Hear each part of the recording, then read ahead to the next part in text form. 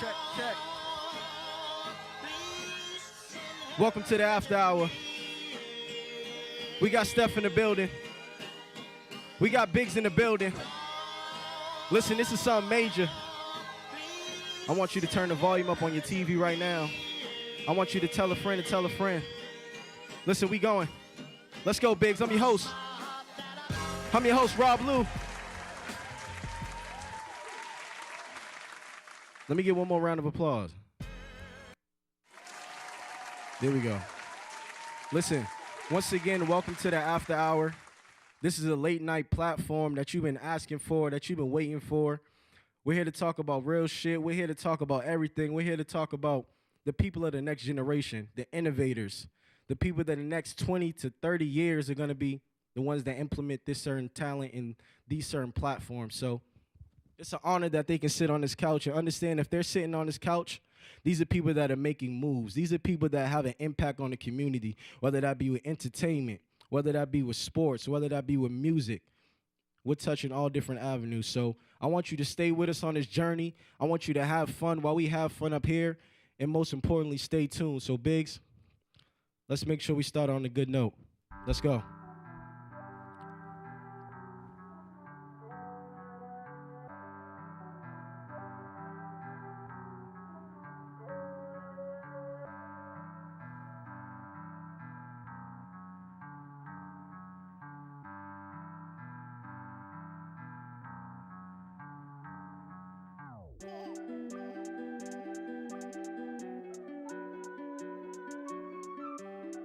Listen, we feeling blessed though.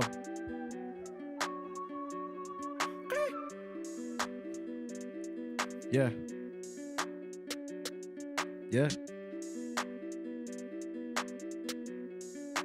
Metro on that beat. I call that they don't like to see you winning. They wanna see you in a penitentiary. I need me a little baby who gon' listen. Girl, I don't wanna be the one you ignorant. My mama told me, boy, make a decision. Right now I gotta keep a ton of vision. I need me a little baby who gon' listen. Girl, I don't wanna be the one you ignorant. The call that they don't like to see you winning. Listen. Steph. So I was thinking, I was looking through your Instagram. You got a lot of followers. You want to shout out your Instagram real quick? Steph Money, 2 H's. Okay. And you probably have a lot of people that hit you up. So how do you basically determine who you reply to and who you don't reply to? I mean, if it ain't business, I don't want to talk. Okay, so you just That's my bio. That's my bio. Okay. So you going okay. So no one has ever hit you up in DM unprofessionally, and you answer. That never happened. It's happened. Okay. So you okay. Yeah. So how do you determine that? Is there like a screening? Like, how does that happen? I mean, it's all about the vibes. It's all about the vibe. Simple. Okay. If I see, you came out in a respectful manner, then I'm gonna reply. Okay. Simple. Okay. Biggz, what you think about this? She said you gotta come correct. Is there a way you come correct inside a DM? Like, is there a proper protocol? I mean, speaking for myself, that's not my style DM, Okay. so I don't know. Okay. But if I was hopping in someone's DM, it's probably gonna be professional. You know what I mean? Yeah. Like, I'm old school, so if it was any other way, if I'm trying to get at the girl, like, I probably wouldn't slide through the DM. But if I am sliding through a DM, most likely I'm gonna keep it professional and How about you, try to Rob? build something. I slid in a couple. I definitely slid in a couple. Yeah. You gotta be authentic. You gotta be real. I feel like you can't like try to spit bars or you're gonna sound crazy. Do you ever slide in the DMs with the eyes? Like, Nah, I feel like that's corny. I feel like that's think I'm a creep, and then that get passed around the city. Half of he them a do creep, that. He wild. He No, be in the half of them DMs do with the that. eyes. half of them do that. They just do straight eyes. The little eyes. All right, so can you be real with us? What's the craziest? Because comments be wild. Like, people be saying some crazy stuff in comments. What's the craziest comment you ever got in a picture? On a picture? On the picture. What's the craziest comment I've ever gotten Yeah. on a picture?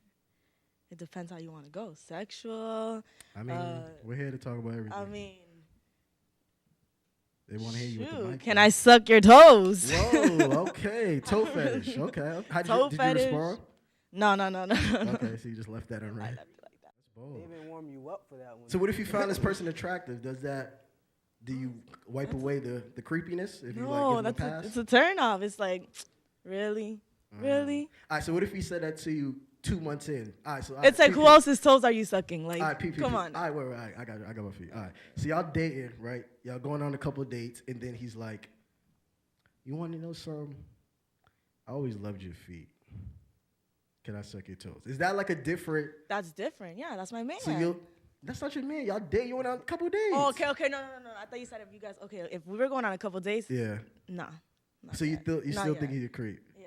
Okay. I mean, it's your fetish. I respect that, but it's kind of like, So you're just not into the why feet you want- thing at all. yeah, like, why, Okay, yeah. okay. That's different. Then. Yeah. That's different. That's different. So, Biggz, what about like, all right, so when we were like, not coming up, because we young OGs, you feel me? So we ain't old like that. But it's like, when you were approaching, let's say you see a nice looking shorty, whatever, and then you get that, you can't go through a DM, because that's not really existing anymore. This is way back when we were younger. Remember you had to make sure you had that line or those lines in your head. Did you already have like premeditated bars ready for it? Or? Hell yeah. I'm an R&B lover, so I use every fucking line. No, Every we line. good. Oh, Late sorry. night. Every line, I could find in the R&B songs, I was definitely spin that girls. Do you That got was my- offhand a written that you used to say? Nah, I can't remember anything. no It, pickup it, lines? it was spontaneous. It just popped up, If I had the juice that day, the bars could be crazy. You know what I mean? But Did most you likely, did you use the hey mom? nah, I didn't use any of the cliches like "Hey ma." I don't do the what is it, heckling? Like when you yell at the girl, I don't do none of that. Nah.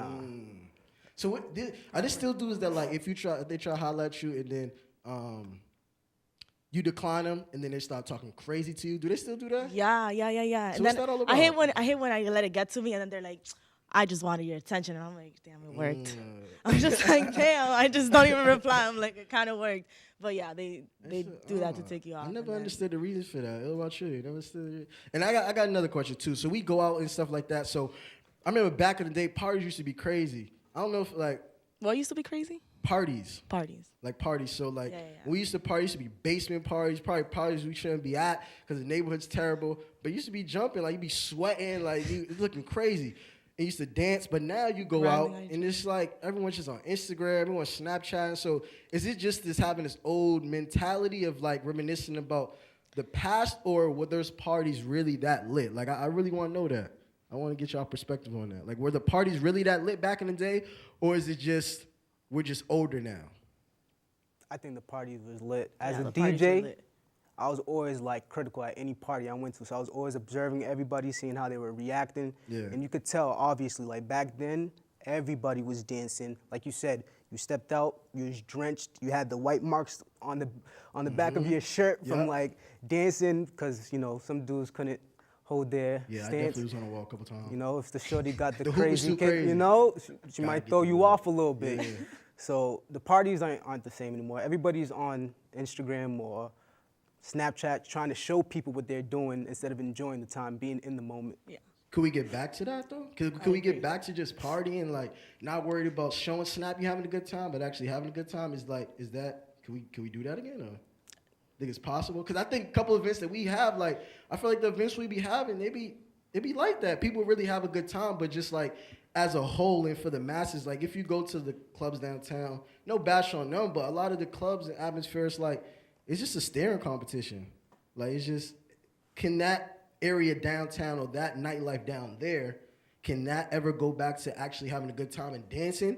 Or is it like you got to go to certain type of events? Yeah, you have to go to certain type of events, definitely. Agreed. You think so too? Yeah.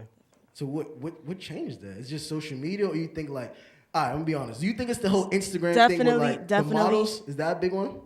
Like, That's a big one. That's a big one. Definitely social media changed it all. Mm. Like Snapchat, it started with Snapchat, and then Instagram, and then just, I agree, it started with Snapchat. And then it was just that. Mm. Yeah. It was just like, but definitely Instagram made a huge impact on that. It's just, I feel like it's all about flaunting, looking cute, standing cute, stuff like that. So people that are in the entertainment industry, clothing, and I feel like that all goes in together, sports, kind of all intertwined. So social media is a big platform for those things to thrive. Social media, I think you just got to do the research. Like, social media, well, Twitter and Instagram, most social media is a tool. So you use it as a tool. So if you're trying to monetize, if you're trying to reach a certain demographic, Yep. you really got to put in that time and do the research and see whatever it is that you're trying to market. Yep. Is it really making an impact? Are people really seeing it? But then there's people who use it just for leisure time, just to just have fun and entertainment. So I agree with that. And we could variables. definitely get more in depth in that conversation. We have, like I said, we have a couple special guests today, and what I want y'all to really understand is that these are individuals that I have history with, people that I've been through a lot with in my college years and even beyond that. So this is a very special episode, and just to see these individuals all thriving in the industries that they're in right now, and just understand that never give up. Understand that you are blessed. You can go through any adversity. We're going to talk about a lot of real things in our next segment, but we just wanted to kind of warm you guys up a little bit, get some conversation flowing. We're actually going to be having our Twitter going in a little while, just so you guys can kind of chime in and just suggest any other topics you would want us to talk about in later episodes. So Stay tuned. stay tuned.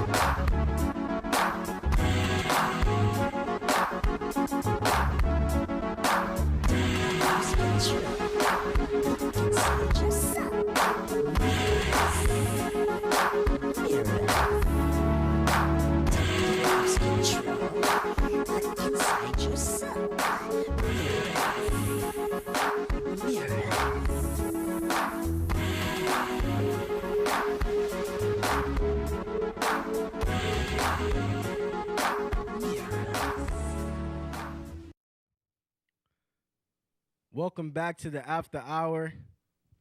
We got our guests in the building.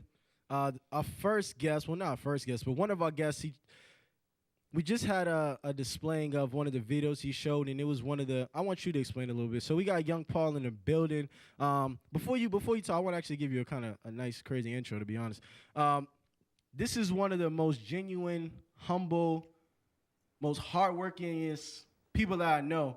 And it's someone that has consistently built his brand, rebranded himself, and did it in a quiet manner and wasn't really talking about it, wasn't making announcements, but someone that was more so doing it with action. And that's something I really respect. So this is someone I knew since college, and just to see his growth and development from where we started out in college to where he is now, I'm very proud of this individual. I'm happy, very, very, very happy. Can you hit us with a little applause, please? I'm happy that he's with us. So Young Pavl's in the building. What's going on, my brother? What's going on? How you doing, bro? Good, Steph, good, how you good, doing? good. Yeah. So talk to us a little bit about the video we just saw. All right. So that video was from an event I did on Wednesday at Hajoko, Boston. Okay. It was a secret party for Carhartt Whip, which is Carhartt is a clothing brand.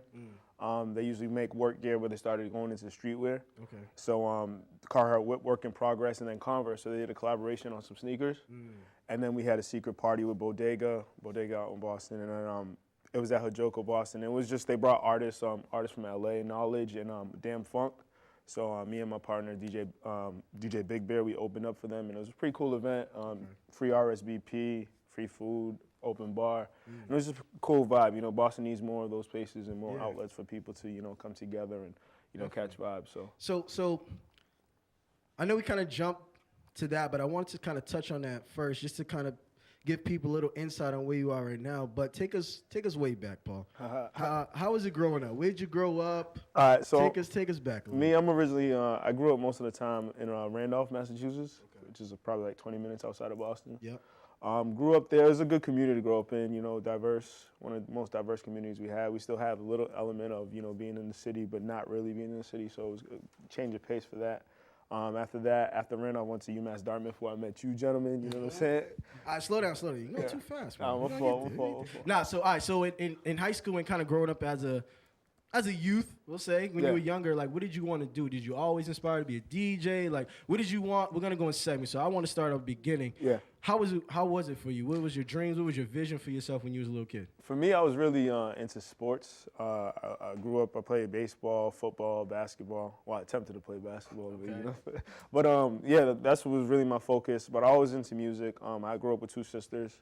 And I think, you know, that's kind of where my style and my taste for music comes from, you know, like my sister was always buying CDs and stuff like that. So I always had an ear for music, and my cousins in Brockton, they had like DJ stuff, and I was always like listening to stuff, and I was like, how could I put my taste on this, or how could I put my touch on this? So growing up, I was into sports more, but then like when I was like maybe 16, 17, I was like, maybe I want to DJ. Yeah. I met a couple of people, one of my mentors, Breck One, he taught me the game kind of, and he like just seeing how he moves, you know, kind of inspired me to like really push it towards getting into this DJ stuff. So when did you start DJing? I started DJing.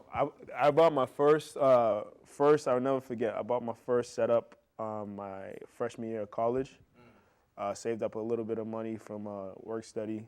You know what I'm saying? And then I remember originally we were like going off of YouTube videos back to back at parties, but then I got my first DJ set up. A bunch of guys were here. Biggz was there, Phil was there, Eric was there too. And, you know, just was practicing every day. Once I got my setup, I was practicing every day. Okay. What style of music do you usually?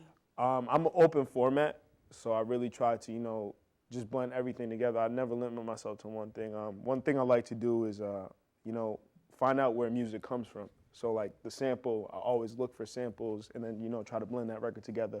I was heavy on dance hall when I first started because if you can blend dance hall together, you can blend anything because they're on the same, like. Do you still focus on dance hall or? No. It's just a part of my repertoire, you know. I want to, my aim when I DJ is to make sure that everybody in the room is having a good time. So, you know. So that goes back to what we were talking about. Yeah, about the party. I know, that's what we're going to get to. Don't sleep, though. I tell you, you know what I mean? If they're putting me in a dance hall party right now. We're going to talk to you about her dancing skills, too. Phil, my man Phil, we're coming to you, brother. Okay. All right, so I want you to take us back. I know from Charlestown. I don't really know before Charlestown. I want you to take us back kind of before you growing up. How was things for you? How was your community? Where'd you grow up? So, my name is Yvng, by the way. And before I start, I want to say thank you for bringing us here. And I think it's a blessing. I want to say congrats to you both on the show. Thank you. It's a blessing to be here together with the guys who, you know, we kind of started together, and it's dope to have this. So thank you for that. So where it started off, let me see. How back are we going? I got a lot of history. So with the after hour, what we like to do, we like to give the behind the scenes. Like we don't want things that, no disrespect to any other platform, anything like that, but I want to get stories that no one really got. Like we know Phil from, like, everyone knows Phil, you being someone genuine. Right. And I forgot to give you an intro before you even start. This guy right here, listen, he will support you to the fullest, like it's his own product when it comes to his people. So if he rocks with you, understand that he rocks with you to the fullest.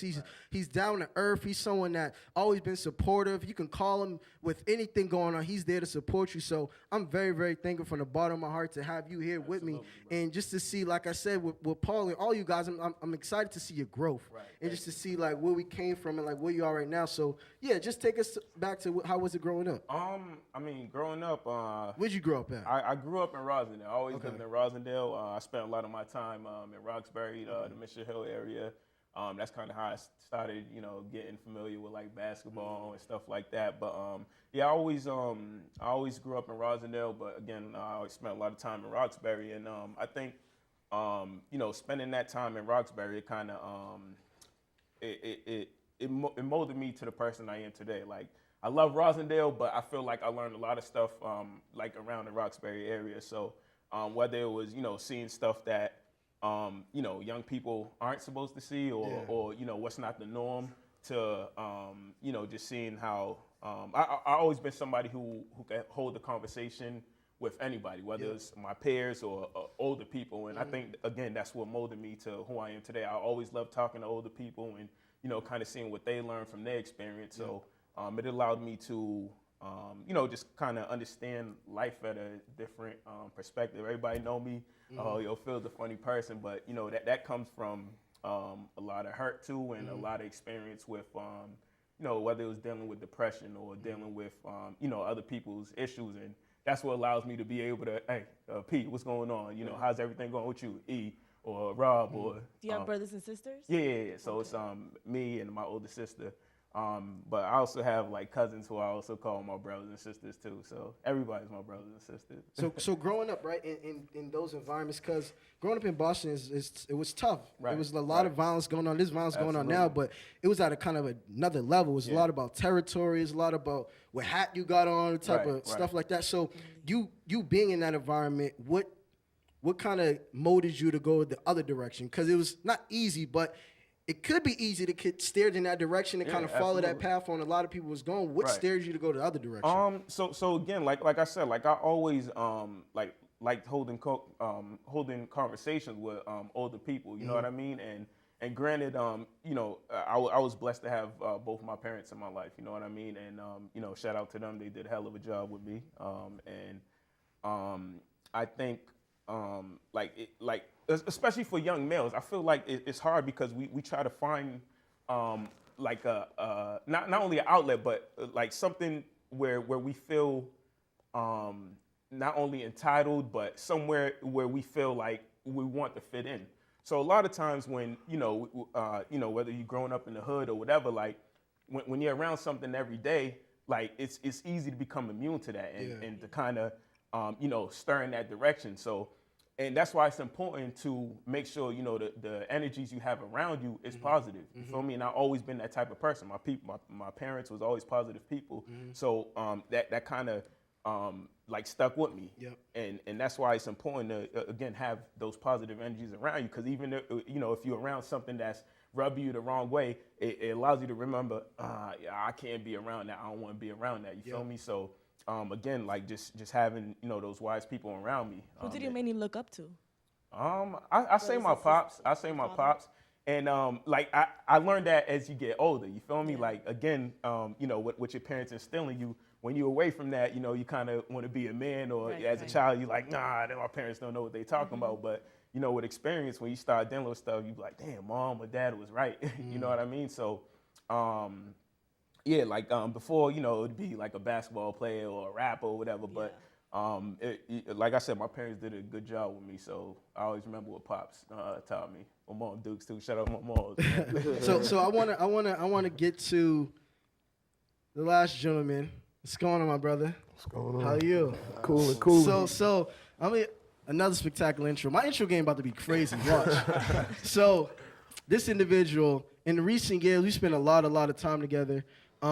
This is someone going into college. I didn't really know him that well, but getting to know him has been really a blessing. This guy thinks outside the box. He's very creative. He has a mind to collectively bring people together, and he does it in a very interesting way. And just to see everything that he thought about coming to real life is definitely a blessing, and just be a part of that is a blessing always. And I always tell him I'm thankful to the things that helped me kind of grow and just put me in certain positions. So I'm always thankful for that.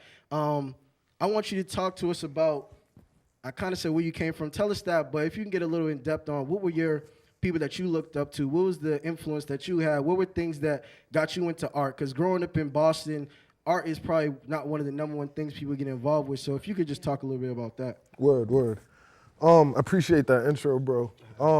But what got me into art, honestly, is I was a natural artist. I would draw by myself. I would do things like that by myself. But what really got me into it was, I say, my older brother. He was a graphic designer. He's like probably like 10 years older than me. He got me because like my family situation, like my pops, he wasn't the best influencer. He was a sports. If it wasn't sports, he didn't want nothing to do with it. That's how I got into basketball. But art, my older brother, he taught me different things, and that led me to get influenced into listen. He would even introduce me to different music that I would normally not listen to, or look at a piece of artwork that I wouldn't normally do. So he was one of the biggest influencers that got me into that lifestyle. And on top of that, going to Foxborough High School, I was a Medco student, and it's very different than Boston public schools, where they influence different types of extracurricular activities of just not your regular schoolwork that could, you know what I mean, that you could build a lifestyle over. So that was a big thing too, going to Foxborough High for me and my older brother. Those are two things right there. That's definitely a big influence. And I want to get to college. Biggz, I want you to chime in on this. So All right, so let's say I wasn't there, but I'm gonna try to paint the picture as best as I could. So freshman year comes, and it was a way that, all right, who met who first out of all y'all four? Like, who met who first? I met Biggz first. So when you see him, what do you think? You just walk. All right, so you got to paint the picture. Like, paint the picture. I want people to really like. No bull. Like again, me. Like I'm just like I take it how it comes. Okay. Like I forget how the interaction happened, but I think we connected off. Like we was closer to home. Like Biggz is from Cambridge. I'm from Boston, Yep. and so it was already like, all right, bro, you all right. You know what I mean? So So you asking only us four, or how we met? Like, No, I'm talking all four of y'all. So basically, like, I got to like the beginning, but this is college, so you guys met each other first before I met y'all. So I Wait, wanna what get- school was this? What university? Yeah, University of Massachusetts, Dartmouth. So UMass Dartmouth. So I'm just trying to like figure out how did this start? Where you I guys remember- first I met remember- each other? I remember balling in the gym. I was like all by myself. I'll never forget that I was shooting. And then these guys come in, like, I'm like, okay. I'm still gonna shoot around, do my thing. And all of a sudden they asked me to like ball with them. Jaren asked me Initiation? to ball. Initiation, yeah. You want to be down with us, bro? I'll break a few ankles, you know what I mean? Shout out to Shit it on Jizz. Phil for a little bit. Shout out to Block. Now, another thing, too, is that we were, Phil and I were in the same program. It's called College Now. So it was a preparatory program. Yep. And we all had classes together. And Phil, Phil, like he said, he's a jokester. He's very, he's a people person. Yeah. So for us, he's right off the bat, you know what I'm saying? And then everybody was all chilling. We all played basketball together. But Phil was like the catalyst because I was from Randolph. I had a couple of people from Randolph that I went to school with that came to UMass Dartmouth. Okay. But they kind of were just like inviting and just like, yo, come chill, like hang out. And like freshman year, what can I say about So it was just like organically. It was real organic. Yeah, it was real very, very, very beautiful how it kind of came. It was kind of like I feel like it was a meant to be type of situation, especially because of where we are at right now. I mean, we're all doing our own things. We've developed our tasks that we, got into at a young age, and we're at a certain point with it now. It's just like it's kind of crazy when you really think about it. I remember, because I was by myself, not by myself, but I was kind of I was by myself. I was by myself in the beginning. I'm not someone that I was just with people that I went to school with, just like P said. So I remember it was second semester, and I'm like, all right, I'm gonna start balling. I remember I seen Lance because I grew up with Lance, and I'm like, okay, I seen Lance, but then I seen y'all like 15 deep, and actually, shout out to Kyra. Kyra's like, yeah, come chill with the fellas, whatever. And then P, I remember you. I saw you. And I just see mad people. I'm like, yo, who all these dudes? Like, they're rolling 15 deep. And understand, Dartmouth's not a place where you have a lot of African Americans. You don't have a lot of black people. So to see people that look like me already, I'm kind of gravitating towards them. I knew Phil from Ball. So I'm like, okay, I knew Black from Ball. So I'm like, okay, these are cool dudes. But just to see, like, how everything organically just kind of came together was crazy. But I want y'all to really talk about how, like, being at 529, people that were at Dartmouth kind of know about it. But that was when, like, everyone was kind of under one roof. Like, Biggz, talk about that a little bit. How was the energy being around people that were kind of had the same mindset as you? How did that work? First of all, 529 was a legendary, staple in UMass Dartmouth. First Thirsty Thursday, dudes had like a line outside, shut the whole school down. It was insane. That just lets you know like what time it was. But I think it wasn't a coincidence. Like you said, it was just organic. All of us coming together, like-minded people under one household. I don't think we ever had that much friction. If we did, it was just like petty arguments over And we handled it too. Like we talk about it. It was never no funny. It was like really like. We was like genuinely like kind of like meant to be in that situation together, like learn from each other's lessons too. I think that's one thing I got because Phil, like no bull, you taught me a lot. Phil, you and Black being like a little bit older than me, like being young from high school going into college. Now I mean, it was just like I learned so many different lessons from meeting so many different type of people. It was just like a great experience for me. Did you guys ever see each other around, like in the Boston areas before? The only person I knew before was Black. Me and Black was like, I knew Black since I was real young because we played basketball.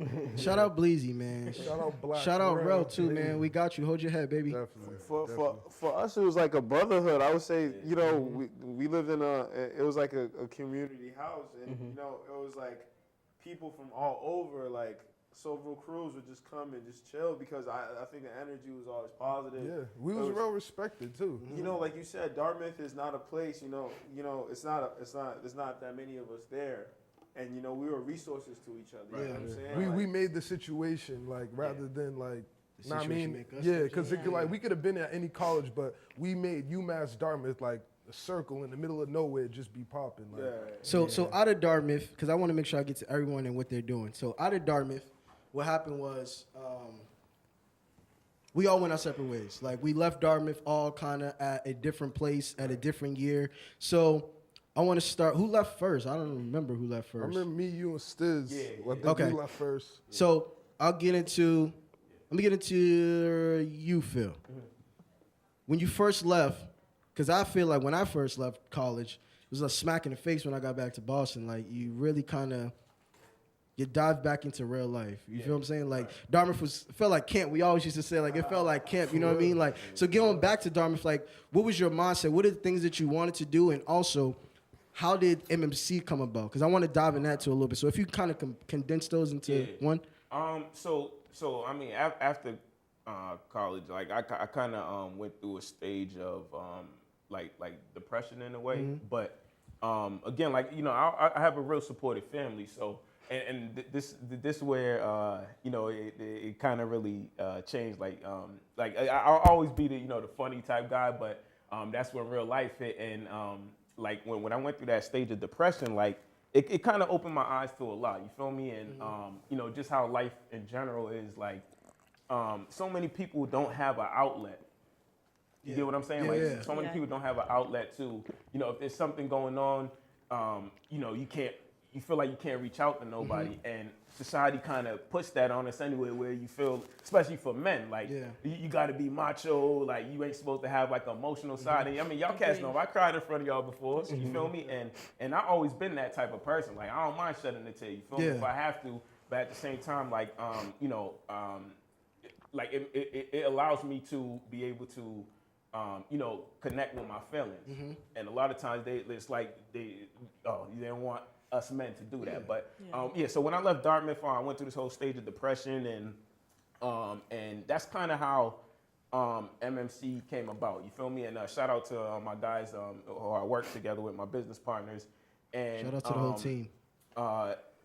Yeah, like the clothing line always been there. It's just like it started in 06, but again, you know, we was in school. A lot of us was in school, and we couldn't spend you know the full time to put in work on with your craft. So so got out of school, and then that's when things kind of started picking up. We was able to put in the time with your craft. You feel me? And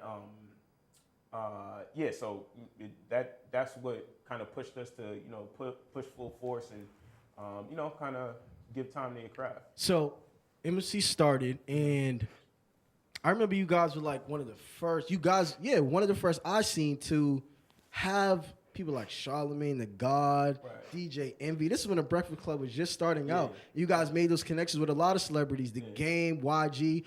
I don't want to like boast of you guys, but tell me about it because you were there. But how did that kind of start? Because you guys were kind of ahead of the curve with that, and now just to see where the Breakfast Club is right now, and then so if you just talk about that before you transition to the athletics, but if you could talk about that. So again, we our thing is time and the time you put in your grind. You feel me? So a lot of that was foot traffic. Like we'd get together. All right, if it's Friday, we ain't doing it.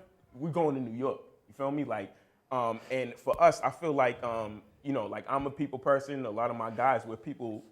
Shout out the whole team. Can you shout out the whole team? So shout out my man P. Crack, Peter, Jay, Greg, shout out Big, Jay. Rich. It's a whole bunch of us. Yeah, man. shout out all of them. The whole family. Yeah, man. definitely. If I forgot your name, I'm sorry. It's all good. But like a lot of foot traffic. Like you can't cheat the grind. You know what I'm saying? So whatever time you putting in your craft, whether you're an athlete, whether you're a student.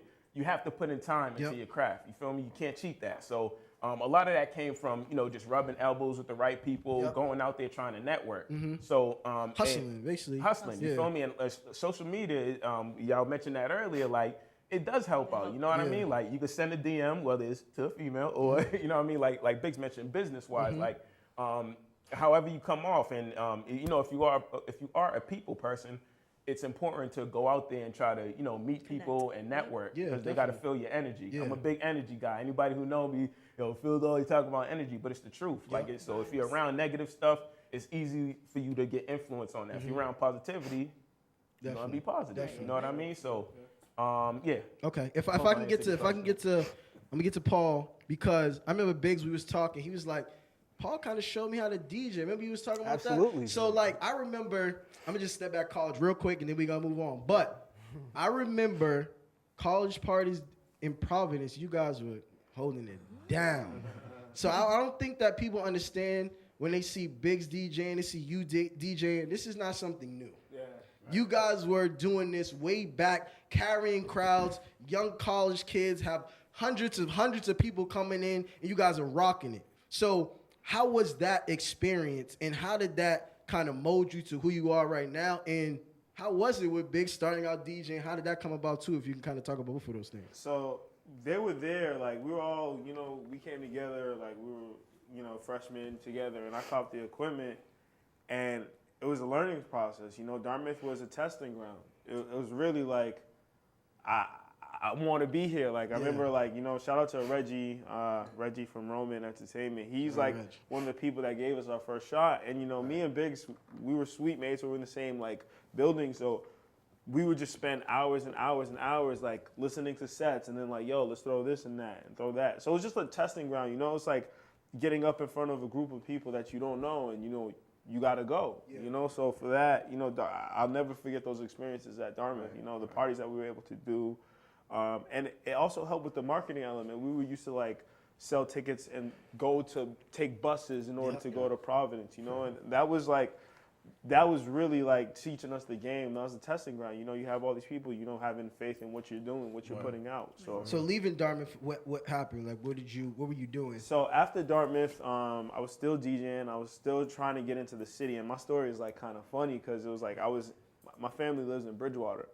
So I wasn't in Boston. I wasn't able to, you know, be back and forth. So for me, it was like, I need to get into this scene. I had friends in here DJing in the scene. Like I told you, my homie Breck One, he was the guy on the scene, but I needed to meet people. So it was like, I was going to parties, networking. You know, I remember I was like working a temp job at Gillette.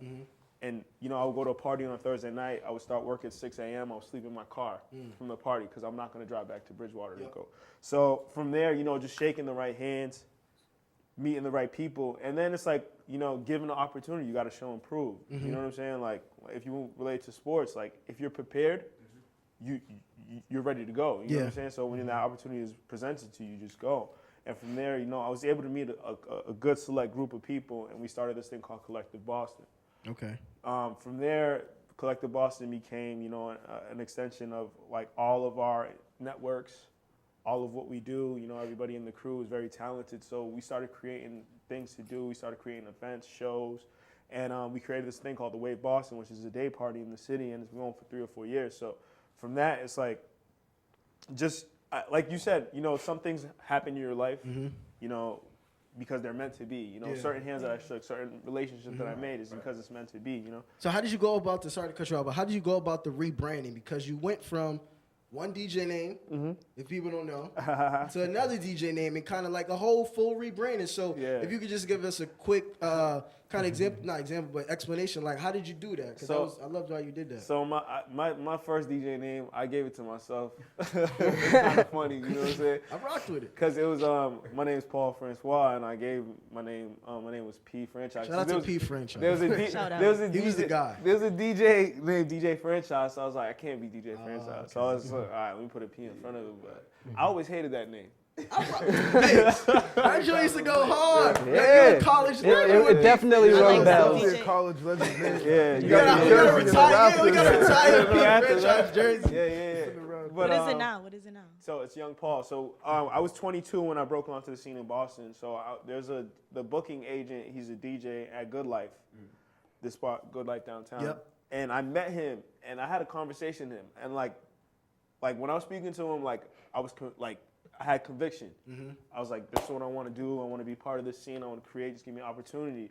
He's like, yo, like you're putting on. You're not jaded by this, and you're only 22. I'm 30 something. Like I've been doing this for years, and like you know what I'm saying. It's like, you're young. I'm gonna call you Young Paul. And like, I was like, no, my name is P. Franchise. He's like, so he'll put my name on the flyers is Young Paul. His name is DJ Knife. Shout out DJ Knife. Shout out DJ Knife. Fresh Produce. But he used to put me on flyers. He'd come up, Young Paul, Young Paul. And I'm like, that's not my name. But then it was just like, you know, I believe in symmetry. So I spelled it differently as Yvng Pavl, you know, the symmetry. And then I just like put that together, and that's how it came about. So it's a full rebrand, like, and I just stuck with it. You know, I'm getting a little bit older, but. So leaving Dartmouth.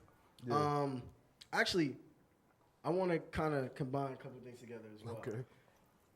Talk to us about, you already know what I'm coming to. You guys know what I'm coming to? Yvng. Talk to us about that. When we bringing people back, you feel me? Like, talk about that and just talk about the transition after the Yvng, because we're trying to condense everything together to touch on everything. But Yvng, I want you to touch on that a little bit, and I want you to talk about how that you got experience from that, and then out of college, how was things? Yeah. Well, Yvng, I'm gonna say, you know, like P said, you know what I mean, with the P franchise, it was like a testing ground to like, it was literally my first time doing anything with product, and I got motivated from my guys around me, like, to do it, because honestly, at first, I wasn't even like really on, like, I was thinking, I'm in college, I'm gonna just finish college, do my thing, blah, blah, blah. But then, like, I was motivated by them to do that, and it was testing grounds. I did designs and whatever, and we dropped some T-shirts, and we did our thing when we was in college. It wasn't like a big thing, but we were able to make a name off of that brand, you know what I mean? And the reason why I left school was because I feel like, you know what I mean, I wasn't really doing what I wanted to do. I know the fashion and the streetwear branding thing was what I really truly wanted to do. And I also had to rebrand myself also, because that's how I brought about Kingdom, because I decided, you know, if I'm gonna take this serious, I'm gonna stop, you know what I mean? I'm gonna stop wasting my money on college. I'm gonna rebrand myself like I know what I could really do. And that's what I did. And leaving Dartmouth, like, I didn't initially go into Kingdom like that. It was like I needed a year or two just to be like, what am I gonna rebrand it to? Like, and then how am I gonna do it? Like what type of brand is it gonna be? Yeah. And like after leaving Dartmouth, I feel like it was a real learning process to me. Like, even though I left college, I was learning still, like, about what I was about to do with the brand, and not only that, and just about a lot of things within life, like, you know what I mean, from my diet, the food I was eating, and what was going on in society. I felt like when I was in college, I was just kind of like. How many years did you go to college for? I went to college for 3 years. Okay. And then I did some time at Mass Art. Do you think how did that help you along the process? It was, I mean, honestly, I feel like I left Dartmouth because I got what I really needed to get, because I was already good with the programs, all the Photoshop. I knew what I was doing with everything, but it kind of sharpened my sword going to Dartmouth, because I was able to get those real classes. And I mean, I got it to a certain point where it was just like, all right, I'm just gonna do my own thing. I just felt more confident in that rather than going and working somewhere else. And honestly, like, it was a hit. No, I'm sorry to interrupt you. Talk to us about, because I want to catch everyone up to speed so we get everything out. Talk to us about Kingdom now. Tell us when it started, and then I want you to just run through. I know it's a lot of stuff. Tell us all, like, maybe the highlights of, like, starting Kingdom, and then the highlights of events you did, big drops. Like, this is where we're trying to get to the meat of things. We don't have much time, but we want to make sure we highlight a lot of stuff. So just talk about how it started, the year started, and then, like, big things along the way, and what's to look forward to. Okay. So it started off because me and Stiz was working Shout out on Stiz, man. a We love whole you, bro. different project. We were more on kind of like some political stuff, and it was just, we were on some righteous, like, kind of just on a movement type of thing. And we were trying to help our brothers out, and you know what I mean? That's what the wave we was on. And then I kind of stopped doing that, and I was just like, yo, I need something that's not only that, but that's something that's gonna, like, for my life, that's really gonna, like, like gonna be what my life is. Like And, longevity. yeah, for longevity. So I started doing the designs for Kingdom. I came up with the lion logo, and off that I just started running with it, like KOR, Kingdom, like designing 3 different logos, and it just like came to me so fast that I kind of had to do it type of thing. So I dropped t-shirts, snapbacks, and like we was getting great feedback. I remember the first actual t-shirts we dropped, we gave Crew them Love, out to remember like we gave them out to like our peoples, and it was just like I did that because, you know what I mean, it was a branding thing. It wasn't like a money thing at first. It was like, yo, I want people to really wear my shit because they really like it. Definitely. So that was the original thing. And then after that, I just started developing products, and you know, we had our first pop-up maybe like 2-3 years ago at Makeshift, and that was an amazing pop-up because, you know, we got great feedback from the city. I was able to develop our products to a certain stage. It wasn't where we're at now, but they were even at even the t-shirts we were doing, it was at more of a developed stage. And you know what I mean, I'd also developed a team around it of people in the city that were great people to work with, including you and, you know, other people on the team. Shout out Casino, everybody. shout out Yep. Kyle, Kyle, everybody. shout Yep. Keep out Cal, Yep. shout out Jaren, shout out Neff, Yep. everybody. Okay. Yeah. So we went to Makeshift because we don't have much time. So we went Makeshift, and then from there, what was the biggest drop? What was the drop you were most proud of as far as like the clothing, and maybe something that happened that kind of has you feel like, all right, we're real close to this.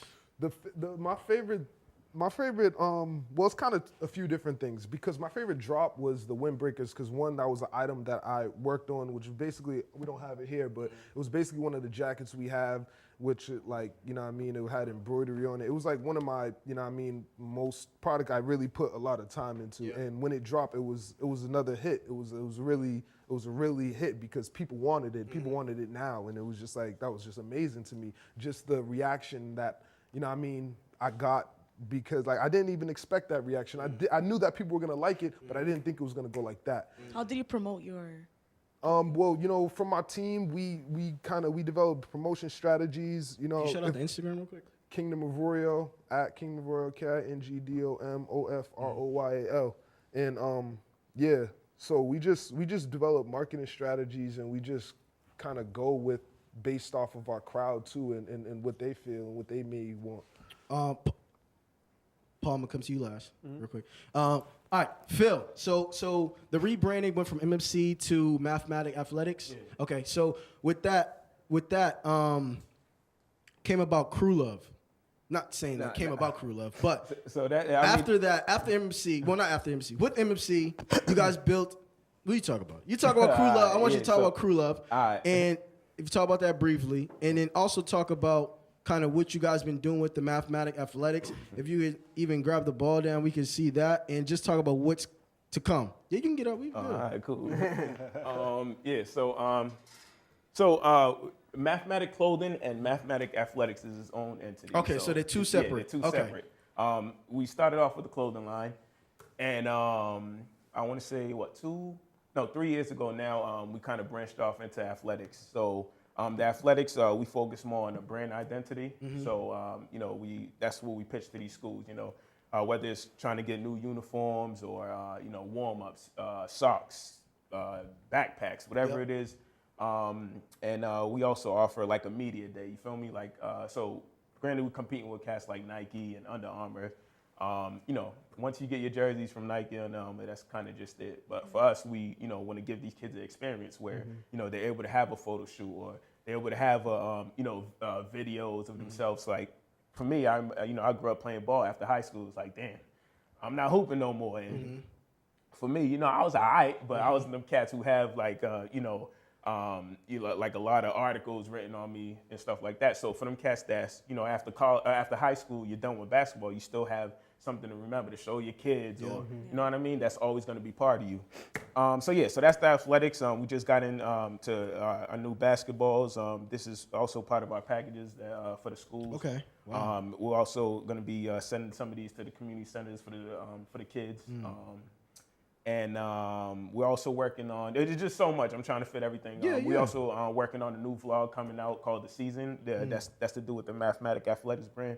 And that's just to show everything, the good, the bad, you know, E, you're in business, P, you're in business. I think a lot of times, you know, with social media, we're only just showing, you know, the final product. Yeah. You feel me? So we don't get to go in depth about, you know, a missed opportunity or when things are going bad, because it's tough. You know what I mean? Being an entrepreneur is tough. You feel me? And again, you can't cheat the grind. So we're gonna, that's gonna be called the season. We don't have a release date yet, but that's gonna be getting into, you know, the good, the bad, and all that. And the clothing line, we still kind of doing that, but that's not really the focus right now. The athletics is what's working, so we're putting a lot of time with that. Yeah. And I'm gonna do a close to kind of wrap up with everyone. Paul, young Paul. Yes, sir. I've been to the Wave. Fantastic time. Really, really great crowd. Great energy. And if you could just talk about the venues you worked with, the companies you worked with, and just tell us what's to come. Yeah, so for the venues I do, I have residencies at the W Hotel, Middlesex Lounge, Good Life in Hajoko, Boston. The Wave is held, it's a monthly day party held at Middlesex Lounge. For us, you know, it's just creating something that wasn't present in the city. There were day parties, but nothing like that people look forward to. So we try to create an experience. And like you said, like in business, you want to create something. It's not even about the money. You want to create something that people will remember. Like when I see people wearing the Kingdom Royal around the city, or you know what Phil's doing with mathematics, you know, you're creating something that people can gravitate to. And that's, at the end of the day, you know, you want people to be able to say, I remember when I was at the Wave, or I remember when I shot that jump shot with the mathematics basketball. So it's like, for that, for us, it's like that, just creating that experience on a day-to-day, on a monthly basis. And what else is to come? I know you have a lot of events. Is there something that people can, something people can kind of look forward to coming up in August, late August, or early August? So we're working on a couple things.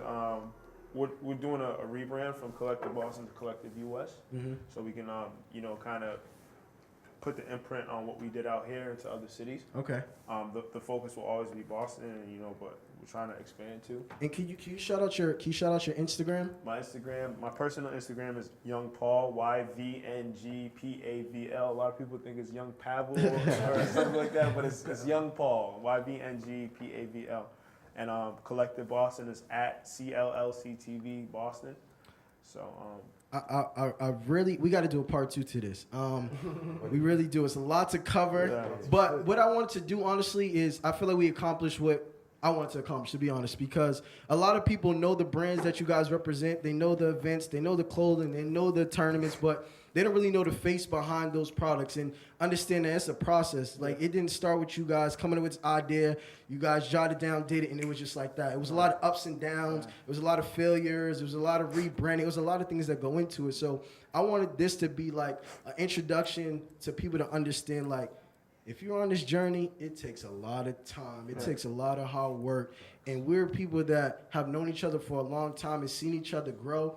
And it's just a blessing to be here now. And who knows, 5 to 10 years from now, we'll probably be on a yacht having these same conversations. So I want to thank you guys again. And one more time before we wrap up, just quickly, can you just say your Instagram real quick? So my Instagram is BigBlack_MC. That's BIGBLACK_MC. The mathematics is MATHMATIK, athletics. And Kingdom of Royal. Paul, you just said yours. I'm sorry, one more time. Yvng Paul, YVNGPAVL. And thank you. Can we get a little music before we get out here real quick? Steph, thank you. up? How was it? A good time? Loved it. It was a nice experience. Nice meeting you guys, you know. I know I was hogging Nice Mike a intake. little bit, but Nice you know, let's keep going. But I want to thank you guys. Thank you guys to the after hour. We're gonna be here back with you. And listen, tell a friend to tell a friend. We out.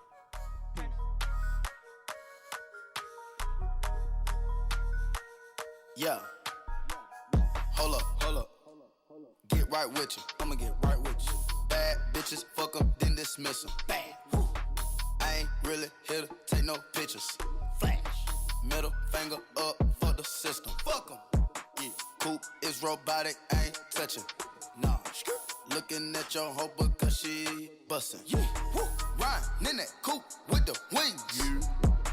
Going to Thailand with them chains. Percocet, party serving fiends. Sweater got my blood with Vietnamese. Taliban my drugs.